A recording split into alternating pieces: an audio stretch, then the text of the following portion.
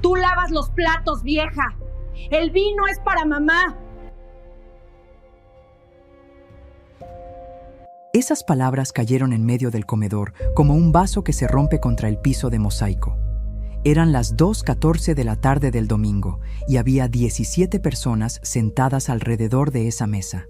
17 personas que se quedaron en silencio al mismo tiempo, con los tenedores suspendidos en el aire mirándome. Y yo solo bajé los ojos y vi mis nudillos.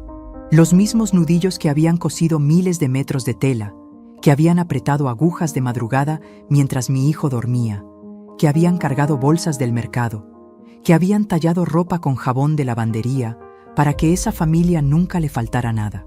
Y hubo un momento, uno solo, en que levanté la vista hacia mi hijo. Rodrigo, mi hijo, el que yo parí con una hemorragia que casi me costó la vida.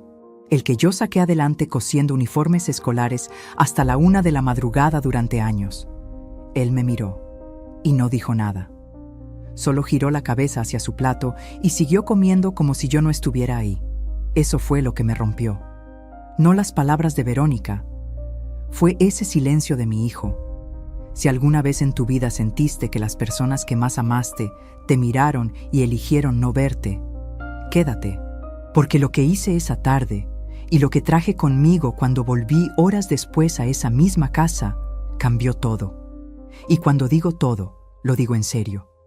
Hay una decisión que tomé ese día que ninguno de ellos pudo deshacer, y hoy te la voy a contar completa. Me llamo Patricia Morales, tengo 61 años, y durante 40 de esos años fui la mujer que sostuvo a una familia entera con hilo, aguja y silencio. Y si llegaste hasta aquí, quiero pedirte algo antes de seguir. Suscríbete al canal si todavía no lo has hecho y deja tu me gusta en este video. Y cuéntame algo más. ¿Desde qué ciudad, desde qué país me estás escuchando ahora mismo? Escríbelo en los comentarios. Me sorprende cada vez que descubro hasta dónde llegan estas palabras y quiero saber que hay alguien del otro lado escuchándome.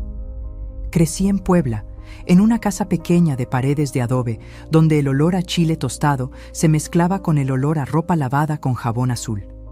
Mi mamá cosía, mi abuela cosía, y yo aprendí a coser antes de aprender a escribir mi nombre completo. No porque me lo obligaran, sino porque cuando veía cómo una tela sin forma se convertía en algo que alguien usaba con orgullo, sentía que yo también tenía un lugar en el mundo. A los 19 años me casé con Ernesto. Era un hombre trabajador, serio, que olía a madera recién cortada porque trabajaba en una carpintería de la colonia. Tuvimos a Rodrigo a los 23 años. Un parto difícil, 3 días de labor, 4 litros de sangre y una transfusión que el médico me contó después cuando ya me había salvado. Rodrigo llegó chillando fuerte, con las mejillas redondas y los puños apretados, como si ya supiera que venía a pelear con el mundo. Y yo lo amé desde el primer segundo, con ese amor que no se explica, que no se mide, que no tiene fondo. Ernesto murió cuando Rodrigo tenía 12 años, un infarto. Rápido, sin aviso. Un martes a las 7 de la mañana, mientras tomaba su café en la cocina. Quedé sola con un niño de 12, una máquina de coser Singer que ya tenía 15 años de uso encima, y 120 pesos en la cartera. No tuve tiempo de llorar. Bueno, sí lloré. Lloraba de noche, sola, con la almohada tapándome la boca para que Rodrigo no me oyera desde el cuarto de al lado. De día cosía. Cosía vestidos de 15 años, uniformes escolares, manteles bordados, faldas de ballet para niñas de la colonia. Cosía y cosía y cosía, hasta que los dedos me sangraban y los ojos me ardían y la espalda me gritaba que parara. Pero no paraba, porque Rodrigo necesitaba comer, necesitaba zapatos que le cupieran, necesitaba cuadernos y lápices y un cartón de leche cada 2 días. Y yo era lo único que había entre él y el hambre. Con los años monté un pequeño taller en el cuarto que daba a la calle. Puse un letrero hecho a mano. Patricia Modas, costura y arreglos. No tenía dinero para una imprenta. El letrero era de cartón y letras de pintura vinílica azul que yo misma tracé con una regla y un pincel de pelo fino. Pero la gente llegó. Primero las vecinas, después las amigas de las vecinas. Después mujeres de otros barrios que venían con vestidos de novia para ajustar, con pantalones para remendar, con ilusiones para hacer realidad en tela. Ese taller lo construí con años de noches sin dormir. Y cuando Rodrigo cumplió 15 años, pude regalarle sus primeros tenis nuevos. No de segunda mano, nuevos, con caja y todo. Recuerdo que él los olió primero antes de ponérselos. Los olió como si fueran algo precioso. Y a mí se me cerró la garganta de la emoción, porque en ese olor yo reconocí todo lo que había costado. Las madrugadas, el frío del cuarto, los dedos entumecidos, los ojos irritados. Eso fue lo que construí, eso fue lo que di. Y lo di con gusto, sin llevar la cuenta, porque así ama una madre. Rodrigo creció. Estudió administración en una universidad pública que yo pagué con la costura. Consiguió trabajo en una empresa de logística. Y a los 28 años me presentó a Verónica. La primera vez que la vi, pensé que era guapa. Alta, segura de sí misma, con una sonrisa que llegaba antes que las palabras. Me cayó bien, de verdad. Recuerdo que le dije a mi comadre Esperanza: me cayó bien la novia de Rodrigo, tiene carácter. Y Esperanza me miró con esa cara que ella pone cuando sabe algo que yo todavía no sé, y me dijo muy despacio: Patricia, el carácter también puede herir. No le hice caso. Se casaron en mayo. Tuvieron su departamento rentado en la colonia Narvarte. 2 años después llegó Sofía, mi nieta. Esa niña que nació con los ojos enormes y que desde que aprendió a caminar me buscaba a mí primero cuando tenía miedo, o frío, o sueño. Cuando Sofía tenía 2 años, el dueño del departamento le subió la renta de golpe. Rodrigo me llamó: «Mamá, ¿nos dejas vivir en tu casa tantito mientras ahorramos?». La casa de la colonia Ermita. La casa donde Rodrigo creció. La que yo había comprado con 15 años de costura, que todavía mantenía con mi pensión y con los encargos que seguían llegando al taller. ¿Qué iba a decirle yo que no? Era mi hijo. Se mudaron en octubre. Los primeros meses estuvo bien. Verónica me ayudaba a veces en la cocina. Sofía dormía en el cuarto que había sido de Rodrigo de niño, y cuando la oía reírse en las mañanas, sentía que la casa volvía a respirar de verdad. Pero poco a poco las cosas fueron cambiando. Las comidas empezaron a servirse en la mesa del comedor, y a mí comenzaron a darme el plato en la cocina. Primero una vez, después otra, después siempre. Cuando llegaban visitas de Verónica, yo era la que recogía los vasos, la que ponía el agua a hervir, la que desaparecía sin que nadie me lo pidiera con palabras, porque ya lo había aprendido sin que me lo dijeran. No dije nada. Me convencí de que estaba exagerando, que era mi casa y mi familia, y que yo era parte de todo eso, que Verónica era joven y no sabía cómo tratar a las suegras, que con el tiempo cambiaría, que Rodrigo me quería aunque no lo demostrara, que el silencio era solo una etapa, y el silencio se fue haciendo más grande, como un agujero que uno ignora en la tela porque cree que no va a crecer, hasta que un día la tela entera se cae. Ese domingo, Verónica había organizado una reunión familiar grande. Sus tíos, su mamá, su hermana mayor, 3 primas y 2 amigos de trabajo de Rodrigo. 17 personas en total. Yo había cocinado desde las 7 de la mañana. Mole negro, arroz rojo, frijoles de olla, tortillas hechas a mano. Había puesto la mesa con el mantel de hilo que yo misma había bordado hace 30 años, con flores en las esquinas que tardé 4 meses en terminar. Cuando todos estaban sentados y los platos estaban servidos, Verónica descorchó 2 botellas de vino. Las puso en la mesa del comedor. Una de tinto, una de blanco. Y en ese momento me miró desde donde yo estaba, de pie junto a la cocina, con Sofía en brazos. Y lo dijo, frente a todos, con esa voz segura que ella tiene cuando sabe que nadie la va a detener. Y señaló a su propia madre que estaba sentada en la cabecera de mi mesa, en mi casa. Yo no grité, no lloré, no dije nada. Bajé la mirada hacia Sofía, que tenía 4 años y me estaba mirando con los ojos muy abiertos, sin entender bien qué había pasado, pero sintiendo que algo se había roto en ese cuarto. Esa niña me apretó el cuello con sus brazos pequeños, y yo la apreté también, muy fuerte, como si en ese abrazo pudiera guardar todo lo que no tenía fuerza para decir. Luego la puse despacio en el sillón de la sala. Tomé mi bolso de la silla y salí de mi propia casa sin decir una sola palabra. Caminé 6 cuadras hasta la parada del camión. Me senté en una banca de metal fría y estuve ahí un rato largo, con el bolso en las rodillas y las manos temblándome encima, mirando la calle sin verla realmente. En algún momento, sin haberlo planeado, abrí el bolso y saqué una tarjeta. Una tarjeta pequeña, de cartulina blanca, que había guardado 3 semanas atrás y que nunca había querido usar. La miré durante mucho tiempo. Después marqué el número. Pero eso fue antes de que yo regresara. Antes de que llegara a esa casa con alguien que nadie en esa mesa imaginaba que yo conocía. Antes de que Rodrigo se quedara paralizado en la puerta mirando lo que yo había traído conmigo. Más adelante vas a entender por qué guardé esa tarjeta durante 3 semanas en el fondo del bolso, debajo de todo. Lo que había detrás de ese número lo cambió todo. Hay una imagen que no me ha abandonado en todos estos años. Es una imagen pequeña, casi sin importancia, pero a mí me persigue como persiguen las cosas que uno no entiende hasta mucho después. Las imágenes que se quedan no siempre son las grandes. A veces son las más quietas, las que caben en la palma de la mano. Rodrigo tenía 7 años. Era un miércoles de invierno y llovía desde temprano con esa lluvia fina y fría que cala los huesos, la que no hace ruido pero empapa todo lo que toca. Yo estaba cosiendo en el taller, con la estufa de gas prendida al lado para no congelarme los dedos, escuchando el goteo del techo donde la lámina tenía una pequeña grieta que nunca me alcanzó el dinero para reparar. Él llegó de la escuela empapado porque se había caído en un charco a 2 cuadras de la casa. Entró corriendo, llorando, con el pantalón gris del uniforme todo sucio de lodo y las rodillas raspadas, con el cabello pegado a la frente y los zapatos chorreando agua sobre el piso de mosaico.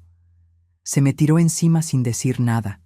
Solo lloró contra mi cuello mientras yo lo sostenía y le pasaba la mano por el cabello mojado y frío, sintiendo cómo su cuerpo pequeño iba dejando de temblar poco a poco. No dije nada tampoco. Lo abracé nada más. Lo abracé con esa clase de abrazo que no busca resolver nada, que solo busca decir aquí estoy. El ruido de la lluvia contra el techo de lámina llenó todo ese silencio. En ese momento pensé, este niño me necesita más que el aire. Y yo lo necesito a él de la misma manera. Este amor que siento ahora mismo es lo más real que ha existido en mi vida. Lo más verdadero. Lo único que no podría explicarle a nadie que no lo haya sentido. No sabía que ese niño de 7 años mojado y asustado se iba a convertir en el hombre que un día elegiría no verme frente a 17 personas. No lo sabía porque nadie puede saber esas cosas. Y tal vez es mejor así. Tal vez si lo hubiéramos sabido, ninguno de nosotros habría podido amar a nuestros hijos con esa entrega tan completa, tan sin reservas. Nadie sabe esas cosas. Uno no puede saberlas. Y sin embargo, a veces me pregunto si algo de lo que yo hice o no hice sembró una semilla que yo misma no alcancé a ver crecer. Una semilla que yo regué sin saber que la estaba regando, en los gestos pequeños, en los silencios, en las decisiones que tomé creyendo que estaba haciendo lo correcto. Esa pregunta me ha quitado el sueño muchas noches. Me ha tenido sentada en la oscuridad del cuarto mirando el techo, repasando años enteros, como quien repasa las páginas de un libro que ya no puede cambiar, pero tampoco puede dejar de leer. ¿Será que fui yo? ¿Será que lo malcrié sin darme cuenta? ¿Será que al darle todo sin pedirle nada a cambio, le enseñé que podía recibirlo todo sin agradecer nada? ¿Será que el amor que no pone límites también enseña a no reconocerlos? No lo sé. Todavía no lo sé del todo. Pero sí sé lo que hice. Y sé lo que no hice. Y esas 2 cosas pesan diferente. Las 2 conviven en mí. Las 2 son mías. Después de que Ernesto murió, me convertí en 2 personas al mismo tiempo. De día era la madre fuerte, la que no lloraba frente a Rodrigo, la que le preparaba el desayuno y le revisaba la mochila y le decía, «Vas a estar bien, mi amor», con una voz que no temblaba. La que llegaba a la cama cada noche sintiéndose vacía, pero que al día siguiente volvía a levantarse porque no había otra opción. De noche, era la mujer que se sentaba en el borde de la cama, con los pies en el piso frío, mirando la pared, preguntándose cómo iba a pagar la luz ese mes, cómo iba a pagar las tortillas, cómo iba a mantener en pie ese mundo que parecía sostenido solo por mi voluntad de que no se cayera. En esa época, mi vecina doña Carmen me regaló un radio de pilas, uno de esos radios viejos de plástico café con la antena doblada a la mitad que solo agarraba bien 2 estaciones. Tenía una pegatina decolorada de una Virgen de Guadalupe en un costado que ya casi no se distinguía de tanto que se había borrado. Yo lo ponía en la cocina mientras cosía de noche. Me hacía compañía. A veces pasaban valses, a veces radionovelas, a veces solo la estática del radio llenando el cuarto como un zumbido que no decía nada, pero que tampoco dejaba el silencio entero. Pero era algo. Era una voz que no pedía nada y no juzgaba nada. Y en esa época eso valía más de lo que parece. A Rodrigo le gustaba ese radio. Se paraba junto a mí cuando era chico y movía la antena hasta que encontraba alguna canción que le gustara, con esa concentración seria que ponen los niños cuando hacen algo que les parece importante. Después bailaba solo en la cocina con los brazos abiertos, riéndose de sí mismo, mientras yo cosía. Y yo me reía también. Me reía de verdad, con ganas, de ese modo que limpia algo adentro. Esos momentos eran ligeros como papel, como pequeños respiros en medio de todo lo demás. Cuando Rodrigo cumplió 16 años, ese radio desapareció. Nunca supe si se lo llevó alguien o si simplemente se cayó y se rompió, y yo no me di cuenta entre tanto trabajo. Un día estaba y otro día ya no estaba. Y uno se da cuenta de esas ausencias solo cuando ya no hay manera de remediarlas. Pero recuerdo que la cocina se sintió más silenciosa después. Un silencio distinto, más quieto, más permanente. La preparatoria la pagué con uniformes escolares por mayor. Conseguí un contrato con 3 escuelas de la colonia y una del barrio vecino. 4 colores distintos de tela, 4 cortes distintos, temporadas de agosto y de enero que me dejaban sin dormir una semana entera. Cosía desde las 6 de la mañana hasta pasada la medianoche, con la espalda encorvada sobre la máquina, calculando metros y botones y cierres, llevando la cuenta en una libreta de cuadros que guardaba en el cajón de la mesa. En agosto de cada año, mis dedos quedaban en carne viva de tanto cortar. Me los vendaba con esparadrapo y seguía cosiendo. No había de otra. Nunca había de otra. Rodrigo me veía llegar al cuarto con los dedos vendados y a veces me preguntaba si me dolían. Le decía que no. Era mentira, pero era una mentira de las que no hacen daño. Una mentira para que él pudiera estudiar tranquilo sin cargar con mi cansancio encima. Para que él pudiera ser solo un muchacho que estudia, sin tener que ser también el hijo que se preocupa. Ahora me pregunto si debía haberle dicho la verdad. Tal vez si hubiera visto el cansancio, lo habría valorado distinto. Tal vez si yo no hubiera cargado todo sola y en silencio, él no habría aprendido que yo podía cargar todo sola y en silencio para siempre. Que había una mujer en esa casa que tenía la capacidad infinita de aguantar, sin quejarse, sin cobrar, sin esperarlo. Pero una madre hace lo que hace, y lo hace con lo que sabe en ese momento, con el amor que tiene y con el miedo que carga. Eso también tengo que recordármelo, porque si no me lo recuerdo, la culpa se vuelve un peso que no tiene fondo. La universidad fue lo más caro. 4 años en una institución pública, pero con transporte, libros, materiales y una colegiatura que subía cada semestre sin aviso y sin explicación, como si los números no tuvieran que ver con nadie de carne y hueso. Saqué un crédito en la caja de ahorros del barrio.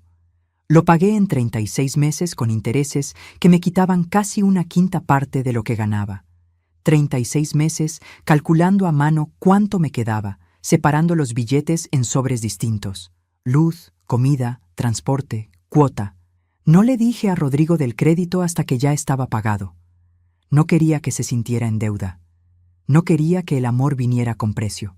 Eso también fue un error.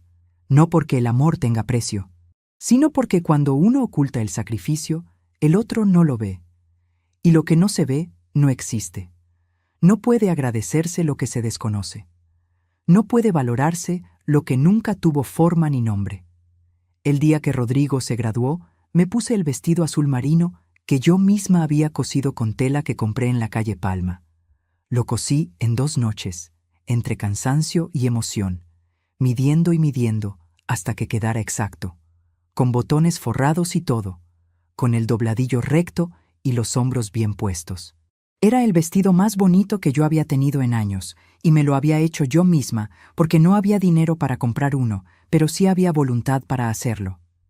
Cuando lo vi parado en el escenario con su toga y su birrete, con ese diploma en la mano y esa sonrisa que era exactamente la sonrisa de cuando tenía 7 años, se me cerró el pecho de emoción. Lloré sin vergüenza. Lloré con todo. Y cuando bajó del estrado y me buscó entre la gente, caminando entre todos hasta que me encontró, me abrazó fuerte y me dijo al oído: «Gracias, mamá. Esto es tuyo también». Eso lo guardo todavía, esas 5 palabras. Las guardo en algún lugar adentro donde no llegan las palabras malas. Un lugar que ella no alcanzó a tocar, por más que lo intentara. Los primeros años después de la boda con Verónica estuvieron bien. Como ya te conté, me cayó bien al principio. Tenía energía, era organizada, sabía lo que quería.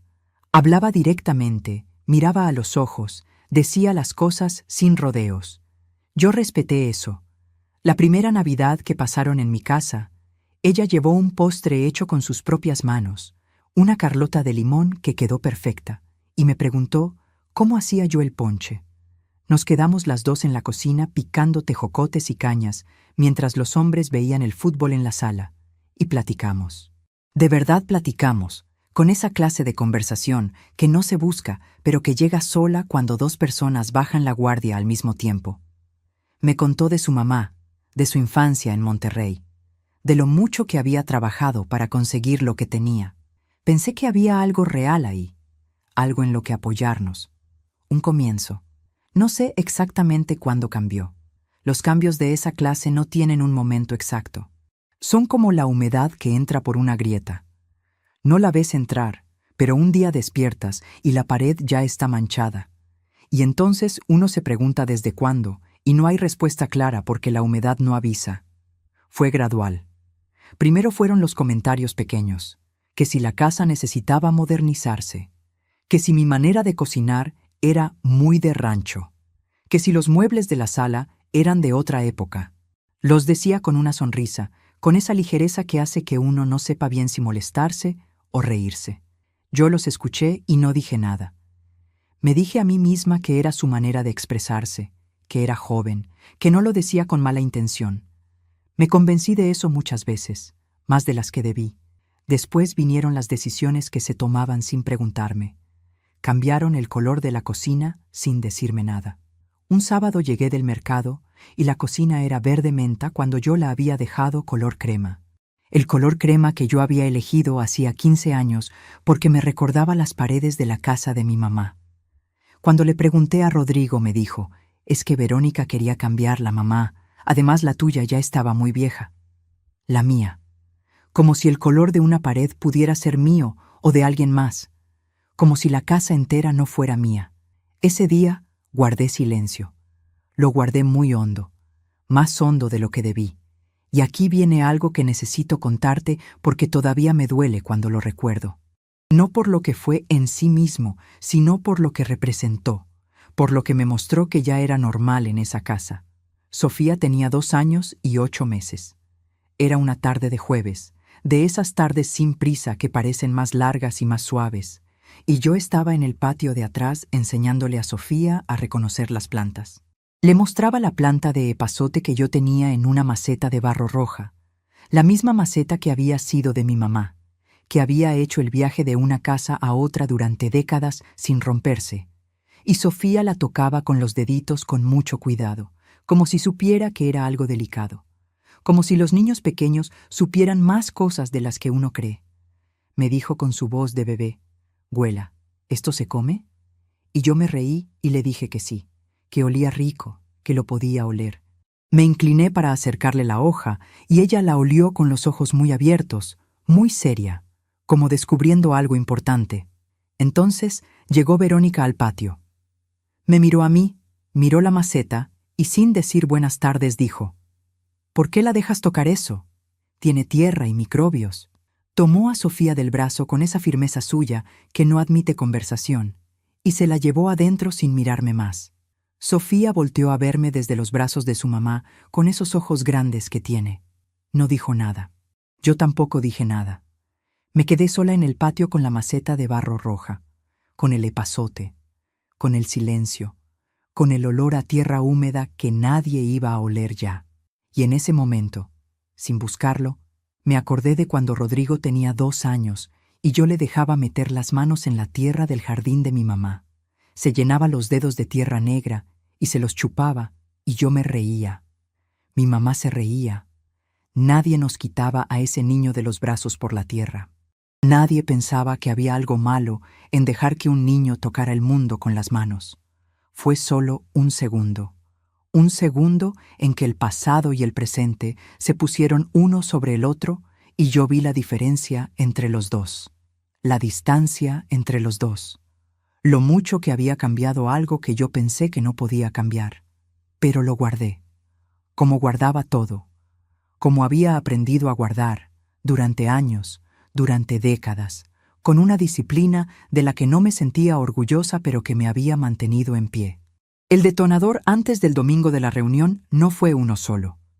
Fue una acumulación, como cuando uno carga una caja que va siendo más pesada con cada cosa que le agregan y sigue cargándola porque todavía puede, porque siempre ha podido, porque uno ya no sabe bien cuál es su límite de tanto ignorarlo, hasta que le agregan un papel doblado encima y la caja se cae. No se cae por el papel, se cae por todo lo que ya había antes. Ese papel doblado fue una conversación que escuché sin querer 3 semanas antes del domingo. No la busqué. No andaba espiando ni esperando nada. La puerta del cuarto estaba entreabierta y las voces llegaron hasta mí mientras yo estaba en el pasillo, caminando hacia la cocina, sin imaginar lo que iba a escuchar. Era Verónica hablando por teléfono. Supuse que hablaba con su mamá o con su hermana. La oí decir, en ese tono tranquilo que usa cuando dice cosas crueles, como si fueran normales, con esa tranquilidad que es más difícil de soportar que el enojo. Lo que pasa es que la señora ya no sirve para nada, y Rodrigo no tiene los pantalones de decírselo. No escuché más. No necesitaba más. Me alejé del pasillo en silencio, sin hacer ruido, con el cuidado que uno pone en los movimientos cuando el cuerpo todavía no sabe bien qué hacer con lo que acaba de recibir. Entré al taller, cerré la puerta con cuidado para que no crujiera, y me senté frente a la máquina de coser sin encenderla. Me quedé quieta un momento largo, con las manos sobre las rodillas, con los ojos abiertos. Lo que ella había dicho no me sorprendió del todo. Lo que me sorprendió fue que no me sorprendiera, que en algún lugar adentro yo ya lo sabía, que lo había sabido desde hacía tiempo y lo había estado ignorando con esa capacidad que tenemos de no ver lo que no queremos ver, como se ignoran las cosas que duelen demasiado para mirarlas de frente. A veces la sorpresa más grande no es la noticia, es descubrir que ya la sabías. Esa noche no dormí. Me quedé en la cama con los ojos abiertos mirando el techo oscuro, escuchando la respiración de la casa, pensando, no con palabras ordenadas, con imágenes, con pedazos de años que iban y venían solos. Abrí el bolso y saqué del fondo una tarjeta pequeña de cartulina blanca que me había dado el licenciado Fuentes semanas antes, cuando fui a renovar unos papeles del taller. Él me la había dado casi de pasada, con esa amabilidad discreta de quien ofrece ayuda sin hacerlo sentir como una carga, diciéndome que si alguna vez necesitaba orientación sobre algún asunto de propiedad, que lo llamara sin pena. La había guardado sin saber bien por qué, sin pensar que la fuera a necesitar. Debajo de mi cartera, debajo de todo, en el fondo, como se guardan las cosas que uno no quiere ver pero tampoco quiere tirar. La tuve en la mano esa noche un rato largo. Le di vuelta varias veces. Leí el nombre, el teléfono, la dirección. Después la metí de nuevo al fondo del bolso.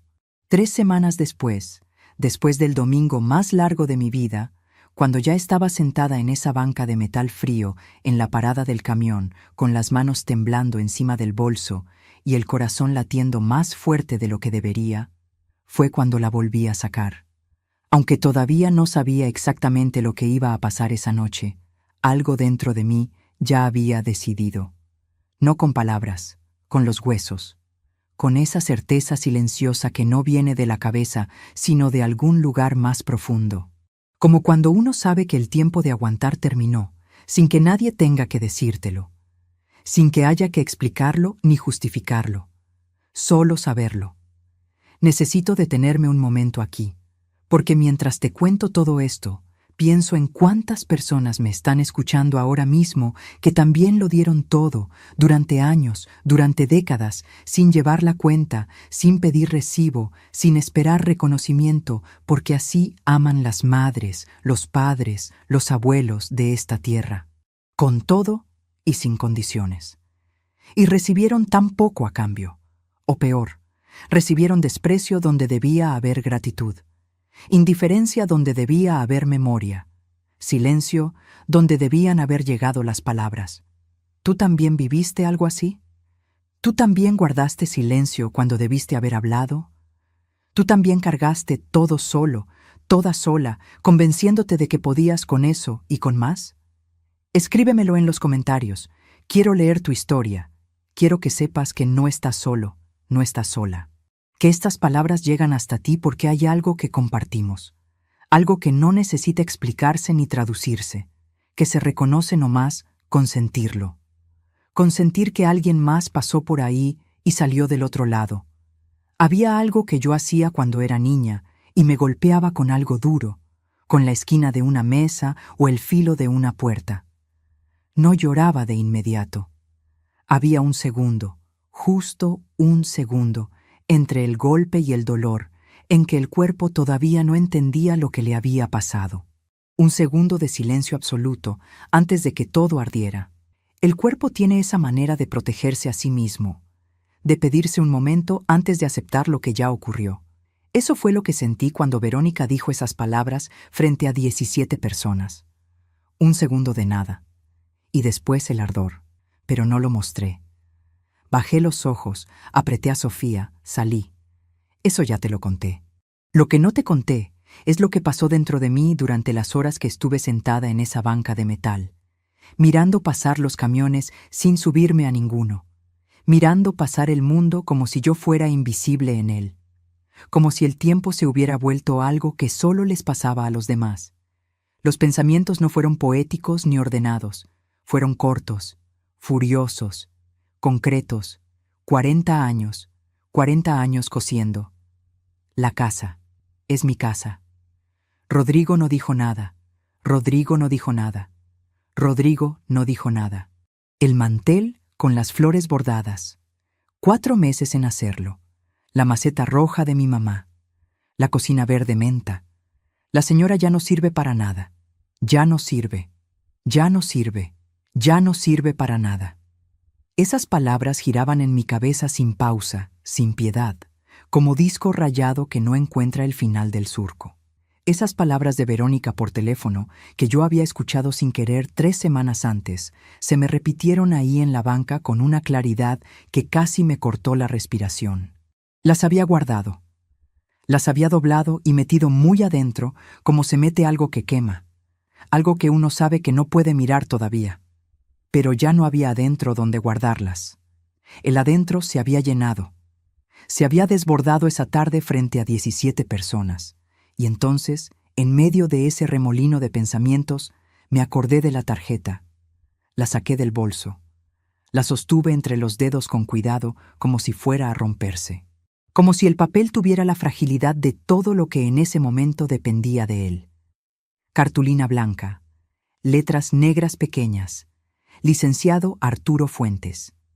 Notaría y asesoría legal en materia de bienes raíces y herencias. Un número de teléfono. Una dirección en la Colonia Centro. 3 semanas antes, cuando él me la había dado en la notaría, yo no entendí bien por qué la guardé. Me dije que era por costumbre, que una siempre guarda las tarjetas de la gente aunque no las vaya a usar. Pero la verdad era otra. La verdad era que una parte de mí, una parte muy callada y muy fría que yo no quería escuchar ni reconocer, ya sabía que iba a necesitarla. Esa parte no tenía nombre, pero sí tenía paciencia. Había estado esperando. Marqué el número a las 4:38 de la tarde. Sonó 3 veces. Contestó él mismo. Le dije quién era.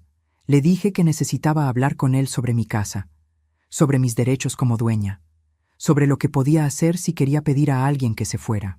Lo dije con una voz más tranquila de lo que esperaba tener, como si las palabras ya estuvieran listas y solo hubieran estado esperando ser dichas. Hubo una pausa breve del otro lado, no larga, solo lo suficiente para que yo supiera que él entendía el peso de lo que acababa de escuchar. Después me dijo, «Señora Patricia, ¿puede venir mañana a las 10?» Le dije que sí. Colgué. Y por primera vez en muchas horas dejé de temblar. Suscríbete al canal si todavía no lo has hecho y deja tu me gusta en este video. Y dime algo más. ¿Desde qué país, desde qué ciudad me estás escuchando ahora mismo? Escríbelo en los comentarios. Solo eso. Quiero saber hasta dónde llegan estas palabras. Esa noche regresé a la casa a las 7:15 de la noche. Entré por la puerta de enfrente con mi llave, como siempre. Con la misma llave que yo había usado durante décadas, la llave de la casa que era mía. En la sala estaban Rodrigo y Verónica viendo la televisión. Los dos se giraron cuando me oyeron entrar. Verónica me miró un segundo exacto, y volvió a ver la pantalla como si yo fuera alguien que no valía la pena sostener con la mirada. Rodrigo se paró del sillón. «Mamá, ¿dónde estabas?» Estábamos preocupados. No dije nada de dónde había estado. Solo lo miré. Lo miré de una manera que no era enojo ni era llanto. Era otra cosa. Era algo que yo tampoco había tenido antes en los ojos. Y algo en mi cara debió haberle dicho algo porque él no siguió preguntando. Se quedó parado en medio de la sala sin saber bien qué hacer con las manos, con esa torpeza de los hombres grandes cuando se sienten pequeños y no tienen palabras para explicarlo. Fui directo al cuarto de Sofía. Ella estaba dormida ya. Me senté en el borde de su cama un momento, en la oscuridad tibia del cuarto, escuchándola respirar. Esa respiración pausada y segura que solo tienen los niños que se sienten completamente a salvo. Olía a jabón de bebé y a las galletas que le gustaban. Le acomodé la cobijita sin despertarla. Le di un beso muy despacio en la frente, apenas rozándola, con cuidado de no interrumpirle el sueño. Me quedé ahí un momento más de lo necesario, porque a veces uno necesita quedarse donde es querido antes de enfrentar lo que viene. Después me fui a mi cuarto. Cerré la puerta. No con el seguro, porque nunca cerraba con seguro en mi propia casa. Nunca había necesitado hacerlo. Pero sí la cerré. Me senté en la silla del cuarto, la silla de madera tallada que había sido de mi mamá, la que tenía el respaldo un poco chueco desde que me la heredó, pero que yo nunca quise cambiar porque tenía la forma exacta de sus años. Me quedé quieta en la oscuridad un rato largo. No lloré, ya no había lágrimas. Las lágrimas son para cuando uno todavía tiene esperanza de que algo cambie con el llanto. Esto ya era distinto. Solo había una cosa que se había asentado dentro de mí como el polvo después de que cesa el viento. Una cosa quieta y fría y muy clara. Yo no era una visita en mi propia casa. Yo era la dueña. Y era momento de que eso quedara muy claro. Eso que sentí esa noche no fue rabia. La rabia es caliente y ciega y grita y rompe cosas. Esto era distinto. Era frío y silencioso y veía perfectamente bien. Era la clase de claridad que llega solo cuando uno ya se cansó de tener miedo. Al día siguiente, a las 9:45 de la mañana, estaba sentada frente al escritorio del licenciado Fuentes con mis documentos. Los que yo había guardado en la caja de metal azul que vivía debajo de mi cama desde hacía 20 años, guardados con esa meticulosidad silenciosa de quien siempre supo que el papel vale tanto como la sangre cuando las cosas se complican. La escritura de la casa, el comprobante del crédito pagado, los recibos del predial a mi nombre, año por año, sin falta, el acta de matrimonio de Ernesto y mío, y el acta de defunción de Ernesto, y el documento que acreditaba que yo era la única heredera del bien inmueble. Todo en orden, todo mío, todo con sello y fecha y nombre. El licenciado Fuentes lo revisó despacio, con calma, sin apresurarse. Era un hombre mayor, de bigote gris, que usaba unos lentes con armazón de metal que le hacían la cara seria pero no antipática. La clase de cara que da confianza porque no está tratando de darla. Cuando terminó de revisar, juntó los papeles con cuidado, los alineó contra el escritorio con un golpe suave y me miró por encima de los lentes. Me dijo: «Señora Patricia, esta propiedad es completamente suya. No tiene ninguna deuda, no tiene ningún gravamen. Usted puede pedir que cualquier persona desocupe el inmueble en cualquier momento, con un aviso legal de 30 días. 30 días. Yo repetí esas 2 palabras en silencio dentro de mi cabeza. Las dejé reposar ahí. Les tomé la medida. 30 días. El licenciado me explicó el procedimiento. Me habló de un documento oficial, una carta notariada que él podía preparar, firmada y sellada, que yo entregaría a las personas que vivían en mi casa. A partir de ese momento, tendrían 30 días para desocupar voluntariamente, con todas las formalidades que la ley exige, con toda la seriedad que merecía lo que yo había construido sola. Le pregunté cuánto costaba el trámite. Me dijo el precio. Tenía ese dinero. Lo tenía en la cuenta de ahorros que yo mantenía sola, la que nunca había mezclado con los gastos de la casa, la que había alimentado con los encargos del taller durante años, costura a costura, dobladillo a dobladillo. Una cuenta pequeña, discreta, que era solo mía y que nadie en esa casa sabía exactamente cuánto tenía. No porque yo fuera astuta, sino porque nadie me lo había preguntado. Y lo que nadie pregunta, nadie lo conoce. Le dije que adelante. Salí de esa notaría a las 11:20 de la mañana con un recibo en la mano y una cita para recoger el documento 3 días después. Caminé por la calle del centro con el sol en la cara. Hacía un poco de frío todavía, ese frío de mañana que se va quitando despacio, que uno casi agradece porque le recuerda que está vivo y que tiene piel. Los puestos del mercado estaban abiertos y olía a pan recién hecho y a flores de cempasúchil que alguien vendía en cubetas de plástico amarillo en la esquina, ese amarillo tan intenso que parece que se enciende solo. Me detuve frente a ese puesto de flores. Las miré un momento. Las miré como quien mira algo que reconoce sin saber de dónde. Compré un ramo pequeño, 4 flores, no para nadie en particular, para mí, solo para mí. Sin explicación y sin destinatario.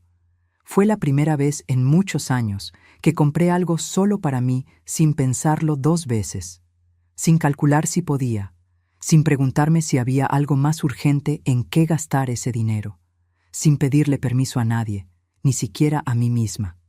Y caminé de regreso al camión con mi ramo de cempasúchil en la mano, sin apurarme, sin explicarle a nadie a dónde había ido ni de dónde venía. Con ese paso que tiene la gente cuando ya tomó una decisión y ya no le pesa. Ahora bien, tener ese documento en mi poder era solo el primer paso, porque yo todavía no había decidido exactamente qué iba a hacer con él, si lo iba a usar, cómo, cuándo, sola o acompañada, si iba a hablar primero con Rodrigo, si iba a darle la oportunidad de hacer lo correcto antes de que yo tuviera que hacerlo por mí misma. Y aquí es donde la historia se pone más complicada. Porque yo tenía un arma, pero todavía no sabía si tenía el valor para usarla. Porque una cosa es tener la razón, y otra cosa es tener la fuerza de actuar con ella cuando la persona frente a ti es alguien a quien amaste desde antes de que naciera. ¿Tú crees que tenía ese valor? ¿Tú qué habrías hecho? Esa pregunta me la hice durante 3 días. 3 días en que seguí cocinando, seguí cosiendo, seguí doblando la ropa y barriendo el patio y abrazando a Sofía cuando me la cruzaba en el pasillo, como si nada hubiera cambiado por fuera, aunque por dentro ya todo era distinto. 3 días en que Rodrigo me miraba de reojo sin decir nada, con esa expresión de quien sabe que algo se rompió, pero no sabe bien qué ni cómo repararlo. Y Verónica se movía por la casa como si el domingo no hubiera pasado, como si las palabras que había dicho frente a 17 personas se hubieran evaporado solas en el aire. Pero las palabras no se evaporan.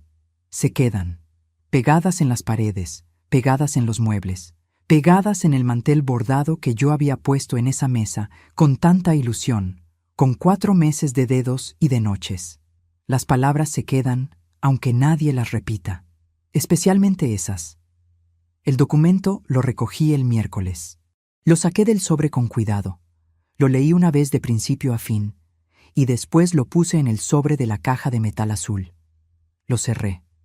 Lo metí debajo de la cama, en el mismo lugar donde había guardado los papeles de la casa durante 20 años. El mismo lugar donde yo sabía que estaba todo lo que era mío, aunque a veces me olvidara de decírselo al mundo. Y esa noche, mientras esperaba a que la casa se quedara en silencio, mientras escuchaba apagarse uno por uno los ruidos de la noche, hice una llamada más. Una llamada que no era al licenciado Fuentes. Una llamada que no tenía nada que ver con papeles ni con leyes. Una llamada a alguien que yo no había contactado en más de 2 años. Alguien a quien la vida y la distancia y el orgullo de ambas partes habían dejado en silencio demasiado tiempo. Alguien que, cuando supo lo que estaba pasando, no me preguntó nada más, no me pidió explicaciones, no me hizo esperar. Me dijo sin dudar: Patricia, yo llego cuando me digas. Esa persona era la última que Rodrigo esperaba ver entrar por esa puerta. Y lo que pasó cuando llegó, eso lo cambia todo. Pero antes de contártelo, necesito que sepas cómo fueron esos 3 días adentro de esa casa. Lo que vi, lo que oí. Lo que aprendí sobre mi propio hijo en 72 horas, que valen más que 30 años de creerle ciegamente. Porque a veces uno necesita ver a alguien con los ojos que ya saben la verdad para poder verlo por primera vez. Los 3 días siguientes a mi visita al licenciado Fuentes fueron los más extraños de mi vida, porque yo cargaba un secreto que pesaba como un sobre de manila grueso metido dentro del pecho, caliente y constante, y nadie en esa casa lo sabía. Nadie podía ver que algo había cambiado. Y esa distancia entre lo que se veía y lo que era real me resultaba al mismo tiempo agotadora y de alguna manera extraña, poderosa. Seguía siendo todo como siempre. Me levanté a las 6:15, como cualquier día, con el mismo despertador de siempre, el mismo frío del piso antes de encontrar los guaraches. Calenté agua para el café, saqué el pan, puse la mesa, doblé la servilleta en el mismo lugar de siempre, todo igual por fuera, todo distinto por dentro. Cuando Rodrigo bajó a desayunar a las 7:15, lo encontró todo listo como siempre. Me miró un momento desde el marco de la puerta con esa cara que él pone cuando no sabe bien qué está pensando. Esa cara que tiene desde niño y que yo aprendí a leer mejor que ninguna otra. Y se sentó sin decir nada. Durante el desayuno estuvimos en silencio. No un silencio tenso, no exactamente. Era más como el silencio de 2 personas que tienen mucho que decirse y ninguna de las dos encuentra por dónde empezar. Un silencio con peso, con historia, con cosas flotando debajo que ninguno de los dos quería tocar todavía. Verónica bajó después. Se sirvió café sin mirarme, con esa costumbre ya tallada de ignorar mi presencia, como se ignora un mueble que ya no se nota. Tomó su taza y se fue al cuarto a terminar de arreglarse. Eso ya era costumbre desde hacía tiempo. Pero esa mañana, por primera vez, yo no sentí el pellizco en el estómago que solía sentir cuando ella hacía eso. El pellizco que me había acompañado durante años, pequeño y puntual, como un reloj mal ajustado. Solo la observé caminar hacia el pasillo con su taza en la mano y pensé, muy tranquila, sin rabia ni amargura, en 4 semanas no va a hacer eso aquí. Y esa tranquilidad me sorprendió. Me sorprendió sentirla tan limpia, tan sin culpa. Era la misma tranquilidad del agua antes de hervir. Por fuera, nada. Por dentro, todo moviéndose. Esa mañana abrí el taller. Corrí la cortina para dejar entrar el sol de la mañana, que a esa hora todavía era oblicuo y tibio y entraba justo sobre la mesa de trabajo. Saqué la máquina de coser, puse hilo en la bobina y empecé a trabajar en un encargo que tenía pendiente. Unos manteles para una señora del barrio que los necesitaba para el 15 años de su nieta. Trabajé 3 horas seguidas, con calma, con precisión, cada puntada igual a la anterior. con esa concentración que da hacer con las manos algo que se conoce de memoria, algo que no exige pensarlo y que deja la cabeza libre para lo que de verdad importa. Y mientras cosía, fui organizando lo que tenía que hacer. Lo fui poniendo en orden como se ponen en orden los hilos antes de empezar un bordado difícil. Lo primero era hablar con el licenciado Fuentes para confirmar que el documento estaba listo y que el procedimiento era exactamente como él me había explicado. Eso lo haría al día siguiente. Lo segundo era hablar con mi comadre Esperanza. No para contarle todo, solo para pedirle un favor muy concreto que todavía no había decidido exactamente cómo pedirle, pero que ella, conociéndome como me conocía, iba a entender antes de que yo terminara de explicarlo. Lo tercero era la llamada que ya había hecho esa noche al teléfono que no marcaba desde hacía más de 2 años. La llamada que todavía no te he contado del todo. La persona del otro lado me había dicho que llegaba cuando yo dijera, y yo todavía no había dicho la fecha. Todavía estaba midiendo el momento. Todavía estaba asegurándome de que cuando dijera la fecha, no iba a echarme para atrás. Esa tarde, mientras Rodrigo llegaba del trabajo y Verónica tenía una de sus conversaciones largas por teléfono en el cuarto, con esa voz que sube cuando cree que nadie la escucha, ocurrió algo que no estaba en ninguno de mis planes. Sofía entró al taller. Así, sin tocar, como siempre hacía, con esa confianza silenciosa que tienen los niños cuando saben que en un lugar son bienvenidos sin condiciones. Se paró junto a la máquina de coser y me miró trabajar un momento. Tenía una galleta de animalitos en la mano, a medias, y los labios llenos de migajas. Me miró con esa atención completa que solo los niños muy pequeños y los animales saben tener.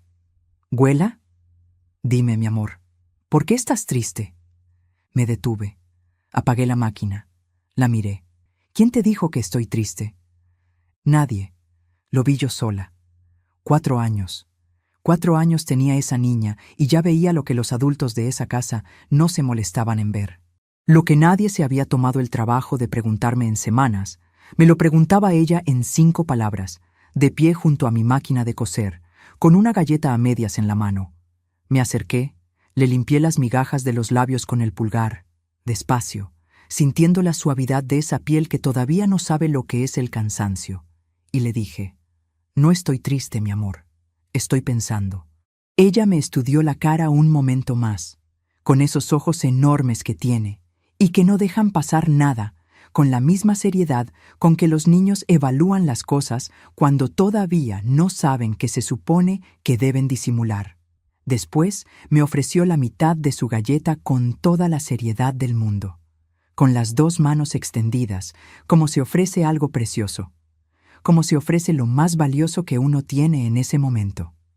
Y yo me reí, una risa de verdad, que salió sola, sin buscarla. La primera en muchos días, una de esas risas que uno no sabe que necesitaba hasta que llega. La tomé, la comí, le dije que estaba muy rica. Y ella se subió a la silla de al lado, esa silla pequeña que yo había puesto ahí años atrás para que Rodrigo me acompañara cuando era chico, y se quedó ahí sentada, columpiando los pies que no llegaban al piso, acompañándome en silencio mientras yo volvía a coser, sin pedir nada, sin preguntar más, solo estando. Esa imagen la guardo como se guardan las flores entre las páginas de un libro, aplanada, quieta, para siempre, sin que el tiempo pueda seguir tocándola. Antes de contarte lo que pasó después, necesito preguntarte algo, y de verdad quiero saber tu respuesta. Si tú estuvieras en mi lugar, con ese documento guardado bajo la cama, con esa persona que habías llamado lista para llegar, con ese hijo que había elegido el silencio frente a 17 personas, ¿habrías esperado más? ¿O ya era suficiente? ¿Cuánto tiempo más le habrías dado? Escríbeme en los comentarios. Necesito saber qué habrías hecho tú. Al día siguiente confirmé con el licenciado Fuentes. El documento estaba listo, sellado y firmado. Fui a recogerlo a las 10 de la mañana, caminando despacio por las calles que ya conocía de memoria, respirando ese aire de mañana que todavía no se ha llenado del ruido del día. Lo guardé en el sobre de la caja de metal azul, junto con los otros papeles. Cerré la caja. La puse de nuevo debajo de la cama. en el lugar donde siempre había estado todo lo que era mío de verdad. Esa tarde llamé a Esperanza. Esperanza y yo nos conocíamos desde hacía 32 años. Habíamos sido vecinas antes de que yo comprara la casa de la colonia Ermita, vecinas de pared compartida, de ventanas que se veían de frente, de saludos a gritos por encima de la ropa tendida. Habíamos criado a nuestros hijos juntas, nos habíamos prestado huevos y harina cuando hacía falta, nos habíamos sentado una al lado de la otra en las noches difíciles sin necesitar muchas palabras. Habíamos enterrado juntas a nuestros esposos con 1 año de diferencia, y eso crea entre dos personas un lazo que no se nombra, pero que tampoco se rompe. Era el tipo de amistad que no necesita explicaciones porque ya tiene demasiada historia acumulada. La clase de persona que uno llama cuando las cosas se ponen serias de verdad. Le conté lo suficiente. No todo. Solo lo que necesitaba que supiera para ayudarme. Lo justo para que entendiera sin tener que llenarlo de detalles que lo complicarían. Cuando terminé, Esperanza estuvo un momento en silencio. Un silencio que yo ya conocía. El silencio de ella cuando está pensando con cuidado antes de hablar. Cuando está midiendo las palabras como se mide la tela antes de cortar. Después dijo, con esa voz suya que no sube ni baja nunca. Esa voz que tiene la temperatura constante de quien ya vio demasiado como para asustarse. Patricia, ¿para qué me necesitas exactamente? Le dije para qué. Volvió a quedarse callada un momento. Solo un momento. Y después, dime cuándo. 32 años de amistad. Y nunca me había fallado una sola vez. El tercer día fue el jueves. Y el jueves fue cuando Rodrigo, por primera vez desde el domingo, me buscó. Fue en la tarde, cuando Verónica había salido a una cita con su hermana y la casa respiraba de otra manera, con esa calma distinta que tiene el aire cuando ciertas personas no están. Me encontró en la cocina pelando papas, con el delantal puesto y la radio baja al fondo, y se sentó en la silla de junto sin que yo lo invitara. La misma silla donde se sentaba de niño a hacer la tarea mientras yo cocinaba. La misma que había usado durante años, sin darse cuenta de que eso era un regalo. Se quedó mirando sus propias manos un rato antes de hablar, como si buscara en ellas el comienzo de las palabras. Mamá, lo que pasó el domingo, lo miré. Esperé. Le dejé el espacio que necesitaba, aunque una parte de mí ya sabía lo que iba a venir. Él tragó saliva. Sé que estuvo mal. Lo de Verónica estuvo mal. Pero también tienes que entender que ella a veces se exalta y dice cosas que no piensa y... ¿Me escuchaste, Rodrigo? Él levantó la vista. Estabas ahí. Me escuchaste decirte con los ojos que te necesitaba. Y elegiste tu plato. No lo dije con temblor en la voz. No lo dije llorando. Lo dije como se dice una verdad que ya no tiene dónde esconderse, que ya no necesita adornos ni disculpas. Él no dijo nada. Vi cómo algo en su cara se movía por dentro, como cuando el agua de un vaso se agita aunque nadie lo toque, como cuando algo que uno había guardado muy quieto se desacomoda solo. Mamá, no hace falta que digas nada ahorita, le dije. Y lo dije sin enojo, sin lágrimas, solo con esa calma fría y limpia que me había instalado en el pecho desde el domingo, que ya no me pesaba, sino que me sostenía.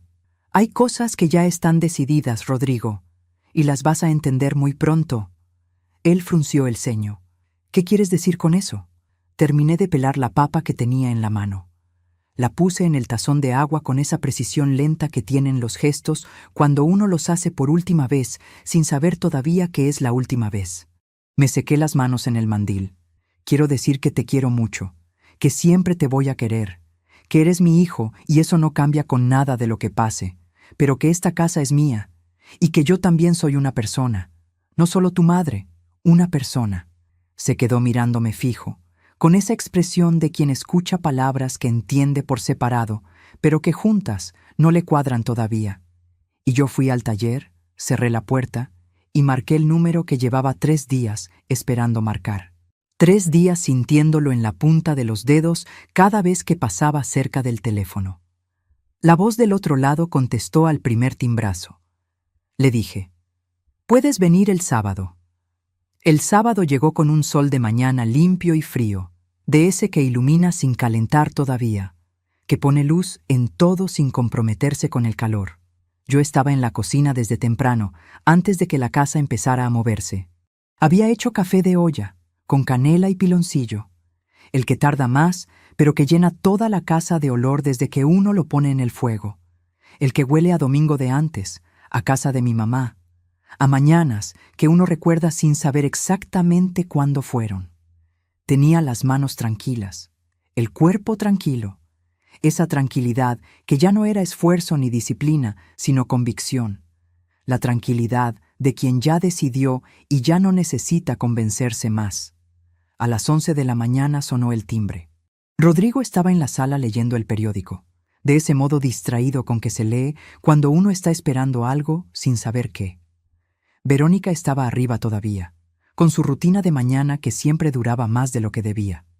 Yo fui a la puerta yo misma, sin apurarme, midiendo cada paso, y la abrí con la misma mano que había abierto esa puerta durante décadas. Y ahí estaban.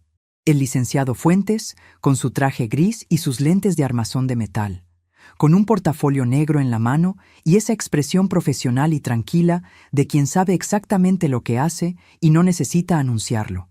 Y a su lado, Esperanza, con su bolsa de mano color vino y esa mirada suya que no se asusta de nada, que ha visto demasiado como para que la vida todavía la sorprenda.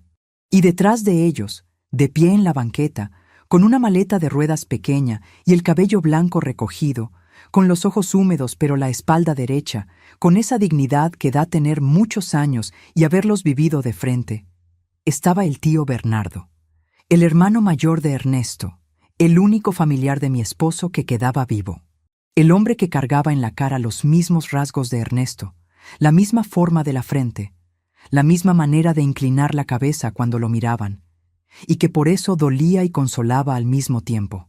El hombre que Rodrigo no había visto en 7 años, porque Verónica, en algún momento que yo nunca entendí del todo, con esa habilidad suya para cerrar puertas sin que pareciera que ella las cerraba, había logrado que esa relación se fuera apagando hasta desaparecer. Una llamada menos, una visita cancelada, un cumpleaños sin mensaje. Así se apaga una familia sin que nadie firme nada. El tío Bernardo, 81 años. Más delgado que la última vez que lo había visto, con esa delgadez de los ancianos que el cuerpo va tomando con los años como quien va dejando lo que ya no necesita, pero de pie, firme, con la maleta pequeña en la mano y los ojos que me encontraron antes de que yo terminara de abrir la puerta. Rodrigo escuchó el ruido de la puerta y salió de la sala con el periódico todavía en la mano. Se quedó parado en el pasillo mirando hacia la entrada con esa postura que uno tiene cuando algo no termina de tener sentido. Vi exactamente el momento en que reconoció al tío Bernardo. Vi el instante preciso. Vi cómo su cara pasó de la confusión a algo que no era exactamente culpa, pero que se le parecía mucho. Algo que se quedó a mitad del camino entre el reconocimiento y el peso de lo que había dejado apagarse. «Mamá, ¿qué es esto?». No respondí de inmediato. Los hice pasar. Los senté en la sala como se sienta a las personas que uno ha esperado con cuidado. Le serví café al licenciado Fuentes en la taza buena, la de porcelana blanca que yo guardaba para las visitas importantes. Le di un abrazo largo al tío Bernardo, uno de esos abrazos que dicen muchas cosas que no se dicen con palabras, que dicen te extrañé y me alegra que estés aquí y lo siento todo al mismo tiempo. Le apreté la mano a Esperanza, que me apretó de vuelta con esa firmeza suya que significa aquí estoy.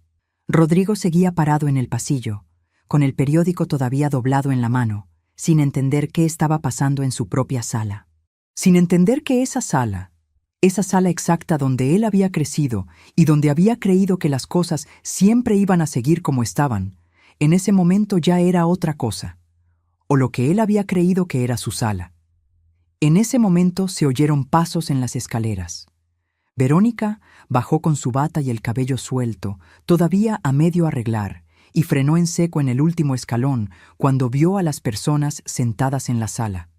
Sus ojos recorrieron el grupo una vez, 2 veces, y me buscaron a mí con una expresión que yo no le había visto antes.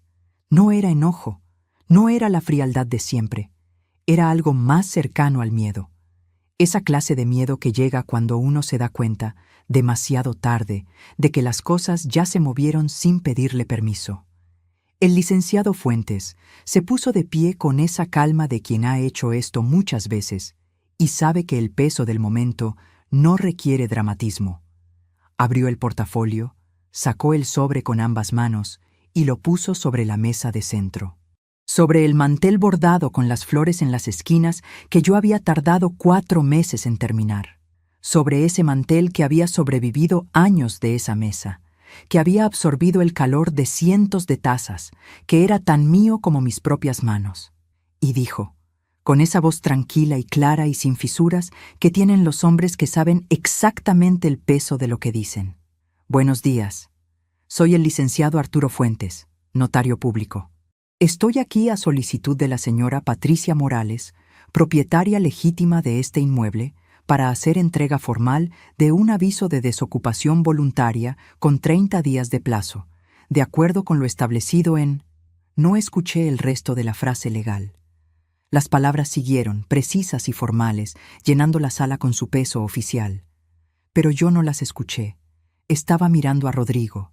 Estaba mirando cómo mi hijo, el niño al que yo había sacado adelante cosiendo de madrugada con los dedos vendados con esparadrapo, el niño que había bailado solo en la cocina con los brazos abiertos frente al radio de pilas, el niño que se había tirado contra mi cuello en un miércoles de lluvia para que yo lo sostuviera, se quedaba paralizado en ese pasillo, con el periódico colgando de la mano, con la boca entreabierta, sin poder decir una sola palabra, mirando a su madre por primera vez con los ojos de alguien que acaba de entender que hay consecuencias, que las cosas que se hacen y las cosas que no se hacen dejan un rastro, que el silencio frente a 17 personas tiene un precio.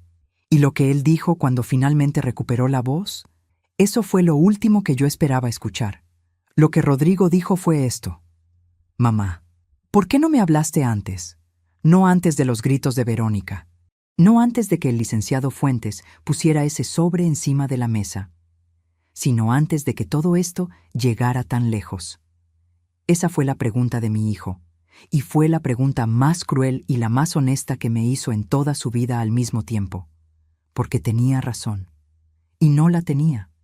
Tenía razón en que yo había guardado demasiado, que había cargado en silencio lo que no debí cargar sola, que acaso si yo hubiera hablado antes, si hubiera puesto límites antes, si hubiera dicho, esto no, Rodrigo, esto no está bien, la primera vez y la segunda y la tercera, las cosas no habrían llegado hasta ese domingo del mantel bordado y los 17 invitados y la copa de vino.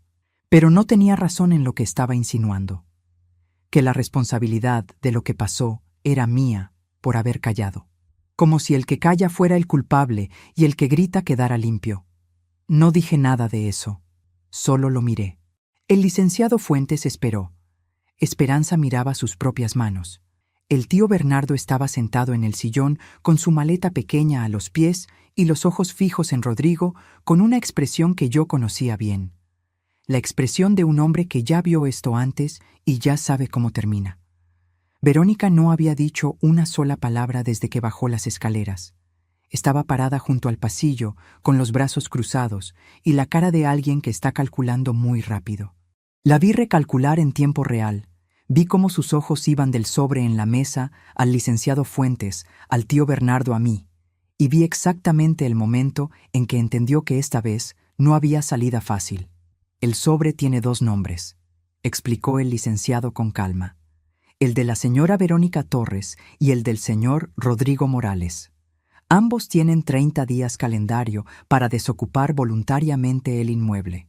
Si transcurrido ese plazo la propiedad no ha sido liberada, la señora Morales tiene el derecho legal de iniciar un proceso de desalojo. Rodrigo se sentó en la silla que estaba más cerca. Se sentó despacio, como si las piernas de repente no le respondieran bien. Tenía 38 años y esa mañana los parecía todos. «Mamá», dijo con la voz más baja que le había escuchado desde que era adolescente. «¿A dónde quieres que vayamos? No quiero que vayan a ningún lado castigados, Rodrigo. Quiero que vayan a su propio lugar, a un lugar que sea de ustedes, porque esta casa es mía, y yo también tengo derecho a vivir en paz en ella. Hubo un silencio largo. Fue Verónica la que lo rompió, y lo rompió de una manera que yo no esperaba. No gritó, no se defendió, no dijo ninguna de las cosas que yo había ensayado mentalmente que iba a decir. Solo preguntó, con esa voz tranquila que a veces tiene y que me resulta más difícil de leer que el enojo. ¿Y Sofía? La miré. Sofía es mi nieta. Eso no cambia nada. Eso no va a cambiar nunca. Fue lo único que dije sobre eso, y por el momento fue suficiente. Los 30 días que siguieron fueron los más silenciosos que recuerdo en esa casa. No un silencio de paz, un silencio de cosas que se acomodan, de espacios que se reorganizan, de personas que empiezan a entender que el mundo que conocían se está acomodando diferente. Rodrigo y Verónica empezaron a buscar departamento esa misma semana. Supe después, por Esperanza, que Rodrigo le había pedido ayuda a un compañero de trabajo para que le prestara algo de dinero para el depósito. No me lo pidió a mí, tal vez porque sabía que no era el momento, tal vez porque algo en él había cambiado también, aunque yo no alcanzaba a verlo todavía desde tan cerca. El tío Bernardo se quedó en la casa. Eso también era parte de lo que yo había planeado. Había 3 cuartos. Uno era el mío, uno había sido el de Rodrigo, donde ahora dormía Sofía, y uno había estado cerrado durante meses porque Verónica lo había convertido en bodega. El tío Bernardo lo desocupó en una mañana, lo limpió él mismo sin pedir ayuda y lo acomodó con sus cosas. Tenía pocas, una maleta, 3 fotografías enmarcadas, un rosario de madera oscura y una radio de pilas. Una radio de pilas. Cuando la vi en su cuarto, en la mesa de noche, con la antena levantada, sentí algo que no supe nombrar en ese momento. Después entendí que era continuidad. Como si un hilo roto, hace muchos años, se hubiera vuelto a anudar. Los primeros días después de que Rodrigo y Verónica se fueron los más raros de mi vida. No difíciles, raros. Porque yo había vivido sola antes, sí, pero hacía tanto tiempo que había olvidado cómo se sentía. La primera mañana me levanté a las 6:15 por costumbre y fui a la cocina a poner el café. Y estuve ahí parada frente a la estufa encendida, con la olla del agua en la mano, y de repente me di cuenta de que podía poner exactamente la cantidad de agua que yo quisiera. No para 4 personas, para mí, y para el tío Bernardo, que bajaba a las 7, que tomaba el café sin azúcar y sin canela, y que desayunaba sin hablar mucho porque era un hombre de pocas palabras de mañana. Puse el agua, puse la canela, porque era mi café y lo quería con canela. Eso fue todo. Nada grande. Nada dramático. Una olla de agua con canela en la estufa de mi cocina de mi color crema que yo misma había elegido. Pero sentí algo ahí adentro que se acomodó como se acomoda una vértebra cuando uno lleva mucho tiempo cargado. Las primeras semanas hubo cosas que me costaron más de lo que esperaba. Había hábitos pegados tan hondo que no sabía que los tenía hasta que ya no eran necesarios. Escuchar pasos en las escaleras y tensar el cuerpo. Esperar que llegara alguien a decirme algo que hacer. Disculparme por estar en mi propia sala. Comer deprisa para poder levantar los platos antes de que alguien los mirara con impaciencia. Esos reflejos tardaron en irse. No se van de un día para otro. Se van despacio. Cómo se va el dolor de una herida que ya cerró, pero que todavía duele cuando cambia el tiempo. Pero se fueron yendo. A los 15 días fui a la tienda de telas de la calle Palma. Una tienda donde yo había comprado tela durante más de 30 años. Donde me conocían por nombre, donde la señora del mostrador siempre me preguntaba para qué era el encargo. Esa tarde no había encargo. Fui sin encargo. Fui a tocar telas porque me gustaba tocarlas, porque siempre me había gustado y nunca me había permitido ir solo por eso. Estuve ahí una hora larga. Pasé la mano por sedas y popelinas y damascos y terciopelos. Olí el olor de tela nueva, que es uno de los olores que más me gustan en el mundo. Y al final compré 1,5 metros de lino color ocre sin tener ningún plan todavía para él. Solo porque era bonito y me lo merecía. Lo traje a casa, lo doblé, Lo puse en el cajón del taller encima de los otros materiales, y fue la primera compra sin explicación que hice en muchos años. Rodrigo me llamó a los 16 días. Habían encontrado un departamento en la colonia Doctores, a 20 minutos de la casa. 2 cuartos. Rentado. Con 1 año de contrato. Me lo dijo con la voz de alguien que está reportando información, no buscando aprobación.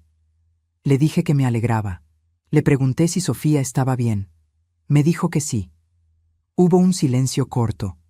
Después me dijo que los domingos, si yo quería, él podía traer a Sofía a verme. Le dije que sí. Que con gusto. Ese domingo llegaron los 3. Rodrigo, Verónica y Sofía. Yo había hecho sopa de fideo y chuletas de puerco y arroz rojo. Pusimos la mesa del comedor, los 4, y el tío Bernardo. Verónica habló poco, pero ayudó a poner los platos sin que nadie se lo pidiera, sin que yo se lo pidiera. Solo los tomó de la cocina y los fue poniendo, uno por uno, en silencio. No dije nada, no hice ningún comentario, solo lo noté y lo guardé. Sofía comió sentada junto a mí como siempre, con su plato pequeño y su cuchara que todavía sostenía raro y sus preguntas de 4 años que no tenían pausa. Güela, ¿por qué el arroz es rojo si el jitomate es más anaranjado? Güela, ¿el tío Bernardo duerme aquí siempre? Güela, ¿puedo ir a ver tu máquina de coser? Le dije que sí a todo, como siempre. Después de comer, cuando los adultos tomaban café en la sala, yo llevé a Sofía al taller. Le mostré el 1,5 metros de lino color ocre que había comprado sin plan. Le pregunté qué creía ella que podíamos hacer con él. Ella lo tocó muy seria, como había tocado el epazote en la maceta de barro roja aquella tarde de jueves. Lo apretó entre los dedos chiquitos. Olió el extremo del rollo. «Un vestido para mí», dijo. «Con olanes». Me reí. Le dije que sí, que con olanes. Eso fue todo. Pero eso fue todo lo que hacía falta. Esa tarde, cuando ya se iban, Rodrigo se quedó parado un momento en la puerta. Los demás ya habían salido. Solo él y yo en el umbral, con la luz de la tarde entrando por la banqueta y Sofía jalándole la mano desde afuera. Me miró, y sin decir nada, sin un discurso, sin ninguna de las palabras que yo había imaginado que algún día me diría, hizo algo que no esperaba. Estiró la mano, no para darme un apretón formal, para darme la llave de repuesto de la casa que yo misma le había dado hacía 3 años cuando se mudaron. La llave que él había tenido en su llavero todo ese tiempo y que ahora ponía en mi palma, con cuidado, sin soltarla del todo hasta que yo la cerrara en el puño. No dijo nada, yo tampoco. La cerré en el puño y la sostuve ahí, caliente del calor de su bolsillo, mientras lo veía alejarse por la banqueta con su familia. Cerré la puerta. Me quedé sola en el pasillo con esa llave en la mano. Y por primera vez en muchos años sentí que el peso que cargaba no era el de las cosas que había tenido que hacer, era el de las cosas que ya no tendría que cargar más. Han pasado 14 meses desde aquel sábado en que el licenciado Fuentes puso el sobre encima del mantel bordado. 14 meses. Y a veces me parece que fue otra vida, y a veces me parece que fue ayer. Hoy es domingo. Domingo de febrero, con ese sol que en Puebla a mediodía todavía calienta, aunque el aire de la mañana haya estado frío. Tengo el taller abierto y la máquina de coser encendida, pero no estoy cosiendo todavía. Estoy sentada junto a la ventana con una taza de café, mirando el patio. El epazote de la maceta de barro roja creció tanto en estos meses que tuve que podarlo en diciembre. Ahora está otra vez verde y tupido, moviéndose un poco con el aire que entra por la barda. El tío Bernardo ya no está aquí. Se fue en octubre, de madrugada, tranquilo, en su cama, con sus 3 fotografías enmarcadas en la mesa de noche y su rosario entre los dedos. Fue una muerte buena, si es que eso existe. El médico dijo que no sufrió. Yo creo que sí sufrió, pero hacia adentro, como sufren los hombres de esa generación que aprendieron que el dolor no se muestra. Lo extraño cada mañana cuando bajo a la cocina y ya no está él sentado en la silla de junto, tomando su café negro sin azúcar y sin canela, leyendo el periódico del día anterior porque el del día era más caro, y él nunca perdió la costumbre de ahorrar, aunque yo le decía que no hacía falta. Me dejó algo. No en papel, no en documento. Me lo dijo él mismo 3 semanas antes de irse, una tarde en que estábamos sentados los dos en el patio, y el sol estaba bajando y el epazote olía fuerte, y él me miró de lado y me dijo: «Patricia, Ernesto hubiera estado muy orgulloso de ti. No de lo que hiciste con los papeles ni con la casa. Del momento en que decidiste que ya era suficiente. Eso es lo que él hubiera querido ver». No le respondí nada. Me quedé mirando el patio. Después de un rato, le dije que yo también lo creía. Rodrigo viene cada domingo. Desde hace 11 meses no ha fallado uno solo. Llega con Sofía, casi siempre sin Verónica, aunque en los últimos 3 meses ella ha venido también, algunas veces. No siempre, pero viene. Verónica y yo no somos amigas. No voy a decirte eso porque sería mentira, y no tiene caso mentirte a estas alturas. Entre ella y yo hay algo que podría llamarse respeto cauteloso. Un respeto que se construyó no con palabras, sino con acciones pequeñas y repetidas. Ella llegando un domingo y preguntando si necesitaba algo del mercado antes de venir. Yo diciéndole que sí podía traer jitomates. Ella trayendo los jitomates, yo cocinando con ellos. Las dos en la cocina al mismo tiempo sin pisarnos, sin estorbarnos, sin fingir que todo está perfecto, pero sin lastimarnos tampoco. Hay un territorio nuevo entre nosotras que todavía no tiene nombre exacto, pero está ahí, y de momento es suficiente. Con Rodrigo es diferente.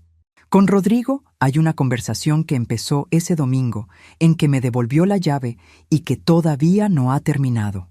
Es una conversación que a veces se hace con palabras y a veces con silencios y a veces con cosas tan pequeñas como pasarme el pan sin que yo lo pida o quedarse 10 minutos más después de que Verónica ya está en el carro esperándolo. El domingo pasado se quedó esos 10 minutos. Sofía ya estaba afuera y él estaba parado junto a la puerta con la mano en el picaporte cuando me dijo sin mirarme del todo: «Mamá, ¿tú crees que uno puede aprender?». Le pregunté qué quería decir. Me miró entonces, a los ojos, y dijo: «Aprender a hacer las cosas distintas, a ser distinto, a no repetir lo que uno aprendió mal sin saber que lo aprendió mal». Me quedé quieta un momento. Después le dije: «Sí, creo que sí. Creo que la gente aprende cuando le duele lo suficiente y cuando tiene honestidad para reconocer de dónde viene el dolor». Él asintió despacio, como quien recibe algo que no sabe todavía cómo cargar, pero lo toma. Salió. Cerré la puerta. Y me quedé parada en el pasillo con esa pregunta de él rebotando en las paredes de la cabeza. ¿Puede uno aprender? ¿Puede uno cambiar? Yo tengo 61 años y sigo haciéndome esa pregunta sobre mí misma también. Porque no fui víctima nada más. También fui cómplice de mi propio silencio. También aprendí cosas mal y tardé demasiado en reconocerlo. Aprendí que el amor de madre no tiene límites, que dar sin pedir nada a cambio es virtud, que aguantar es fortaleza. Y esas cosas que aprendí no eran todas ciertas. El amor de madre tiene límites. Tiene que tenerlos, porque sin límites no es amor. Es sacrificio que se consume solo y no sirve a nadie al final. Y aguantar no siempre es fortaleza. A veces aguantar es miedo disfrazado de paciencia. Y yo tuve miedo durante mucho tiempo. Miedo a perder a mi hijo. Miedo a quedarme sola. Miedo a que si ponía un límite, el amor se rompiera. Lo que aprendí este año es que el amor que se rompe cuando uno pone un límite nunca fue amor completo. Era una transacción, y las transacciones se terminan cuando una parte deja de pagar. El amor real resiste los límites, se ajusta a ellos. A veces duele ajustarse, sí, pero resiste. Sofía viene cada domingo. Eso no ha cambiado. Y eso es lo más importante. Esta semana le terminé el vestido de lino color ocre con holanes. Lo colgué en el cuarto que fue del tío Bernardo, que ahora es un cuarto limpio con luz y la ventana abierta. Lo colgué en el perchero de madera y me quedé mirándolo un momento antes de apagar la luz. Holanes pequeños en el ruedo, como ella quería, 4 botones forrados en el cuello, 2 bolsillos que no sirven para nada pero que quedan bonitos. La talla exacta de una niña de 4 años y medio que ya casi tiene 5. Mañana viene Sofía. Le voy a dar el vestido. Y eso, para mí, es lo que sigue. No el domingo del mantel bordado. No las palabras de Verónica frente a 17 personas. No el sobre encima de la mesa con los papeles del licenciado Fuentes. Lo que sigue es el vestido de lino color ocre, los solanes, los botones forrados, los ojos enormes de esa niña cuando vea que lo que le prometí existe de verdad y está esperándola colgado en un perchero de madera. Eso es lo que uno construye cuando decide que ya fue suficiente. No solo recupera lo que era suyo, empieza, despacio, a construir lo que todavía no ha sido. Yo tengo 61 años y siento, por primera vez en mucho tiempo, que lo que viene todavía no ha pasado, que hay cosas que todavía no sé de mí misma, que la historia no terminó, que la historia, en realidad, apenas está encontrando su forma. Si esta historia te tocó algo por dentro, si en algún momento mientras escuchabas sentiste que estabas oyendo algo que tú también viviste, o callaste, o guardaste demasiado tiempo, quiero pedirte que dejes tu me gusta en este video. No te lo pido como un número. Te lo pido porque quiero saber que hay alguien del otro lado que entiende lo que cuesta levantarse cuando la persona que más amas elige no verte. Suscríbete al canal para que la próxima historia también llegue hasta ti, porque hay muchas más, y todas tienen ese mismo hilo de dignidad que nos une. Y si conoces a alguien que necesita escuchar esto hoy, una amiga, una hermana, tu mamá, tu vecina, alguien que está cargando en silencio lo que no debería cargar sola, compártelo con ella. Porque a veces la historia de otra persona nos da el valor que a nosotros nos ha faltado para decir, finalmente, ya fue suficiente, y lo que sigue es mío.